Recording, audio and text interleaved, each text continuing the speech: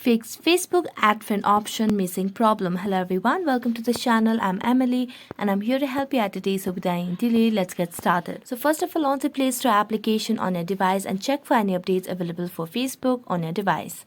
So I'm going to tap on the search bar on the Play Store and search for Facebook. So as you do that, here you can see there's no option of update, which means we have the latest version of Facebook application. So we're going to go back and then launch the settings application on our device. As you do that, all you need to do is just scroll down and tap on the apps section. Then tap on manage apps, and as you tap on manage apps, you'll be able to see the search bar. So just tap on the search bar and search for Facebook application. As you search for Facebook, you can just search for the Facebook application and the application will pop up over here.